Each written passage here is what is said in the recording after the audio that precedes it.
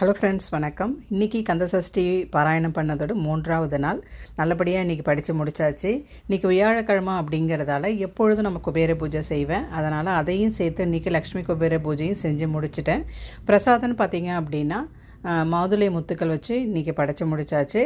குபேரருக்கு அவல் வச்சு படைச்சிட்டேன். இவ்வளோ தான் நம்மளுடைய பூஜை. இன்றைக்கி சூப்பராக முடிஞ்சிச்சு. இந்த கார்த்திகை மாதம் முழுவதுமே சிவனுக்கு வந்துட்டு வில்வத்தால் அர்ச்சனை பண்ணுறது ரொம்ப நல்லது. கிடைச்சா பண்ணுங்கள். நம்ம வீட்டில் மரம் அப்படி இருக்குது அப்படின்றதால அதை எடுத்துகிட்டு வந்து டெய்லி நான் வந்துட்டு சிவனுக்கு வந்துட்டு வில்வத்தால் அர்ச்சனை பண்ணிகிட்ருக்கேன்.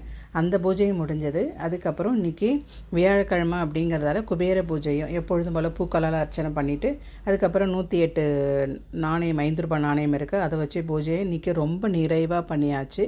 நாளைக்கு வெள்ளிக்கிழமை பூஜை எப்படி இருக்கும் அப்படின்றத உங்களோட ஷேர் பண்ணிக்கிறேன். இன்றைக்கி பூஜை ரொம்ப நிறைவாக சிம்பிளான பூஜையாக இருந்தாலும் மனசுக்கு திருப்தியாக இருந்துச்சு.